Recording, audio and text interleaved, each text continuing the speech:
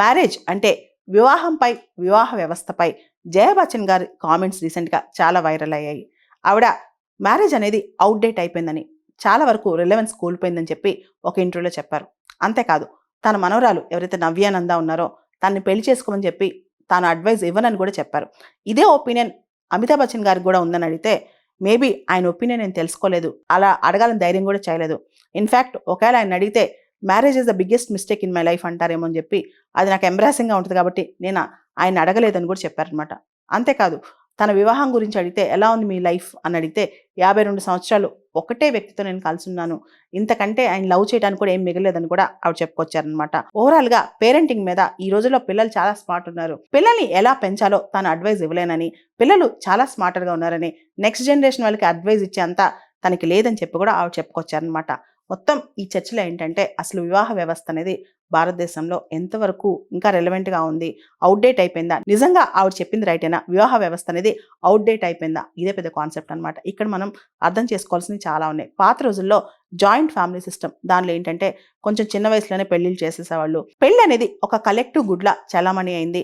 Family పరంగా కావచ్చు, society పరంగా కావచ్చు, పెళ్లి అనేది కంపల్సరీ అనమాట. అయితే ఇప్పుడు ఈ రోజుల్లో యువతకి చాలా స్వతంత్ర భావాలు వచ్చాయి.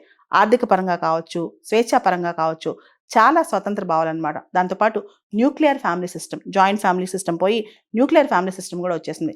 వీటన్నిటితో పాటు పెళ్లి అనేది ఒక బంధకం అని, పిల్లల్ని పెంచడం కష్టమని భావిస్తున్నారనమాట. దీంతో స్వతంత్రంగా ఉంటే మన ఇష్టం వచ్చినట్టు బతకొచ్చు, మన చాయిసెస్ మనకుంటాయి, మన ఫ్రీడమ్స్ మనకుంటాయి, పెళ్లి అనేది ఒక బ్యాగేజ్ అని కూడా చాలామంది యువత ఫీల్ అవుతున్నారు. కానీ ఇక్కడ మనం అర్థం చేసుకోవాల్సింది, వివాహ వ్యవస్థ అనేది ఇద్దరు మనుషులు కలిసి ఉండటమే కాదు, ఒక ఎమోషనల్ బాండింగ్ కూడా.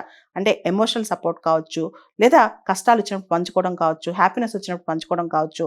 ఒక ఫ్యామిలీ వ్యవస్థ, కుటుంబాలు బాగుంటేనే ఊళ్ళు బాగుంటాయి, ఊళ్ళు బాగుంటేనే దేశం బాగుంటుంది అనమాట. ఇండియన్ కల్చర్లో కుటుంబ వ్యవస్థ అనేది చాలా బలంగా ఉన్న కల్చర్. అది ఎప్పటికీ అవుట్డేట్ అవ్వదు. మనకి వెస్ట్రన్ కల్చర్ వచ్చినా, లేదా లివ్ ఇన్ రిలేషన్షిప్స్ వచ్చినా, ఏదొచ్చినా సరే భారతదేశంలో మాత్రం వివాహానికి ఇంకా కూడా విలువ ఉందనే చెప్పాలి. ఈ రోజుల్లో డివోర్స్ రేట్ పెరుగుతున్న మాట నిజమే, కానీ భారత మూలాల్లో వివాహ వ్యవస్థ ఉంది. అంతేకాదు, man is a social Animal, మనిషి సంఘజీవి, దానికి మూలం ఫ్యామిలీ అనమాట. ముందు కుటుంబం వల్ల డిప్రెషన్ కానీ, లోన్లీనెస్ కానీ ఇవన్నీ తక్కువ అవుతాయి. ఎంత మనకు స్వతంత్ర భావజాలం ఉన్నా, ఎంత ఒంటరిగా ఉండాలన్నా, ఏదో ఒక టైంలో ఒక ఫ్యామిలీ కుషన్, ఫ్యామిలీ సపోర్ట్ చాలా ఇంపార్టెంట్ అనమాట. అంతేకాదు, ఒక ఫ్యామిలీ సిస్టంలో లేకుండా పెరిగిన పిల్లలు కానీ, ఆ వ్యవస్థలు కానీ ఎప్పుడు కూడా బాగుపడట్లేదు. వెస్ట్రన్ సివిలైజేషన్స్లో, అంటే పాశ్చాత్య నాగరికతలో మనం చూస్తున్నాం మ్యారేజ్ ఇన్స్టిట్యూషన్ బ్రేక్ డౌన్.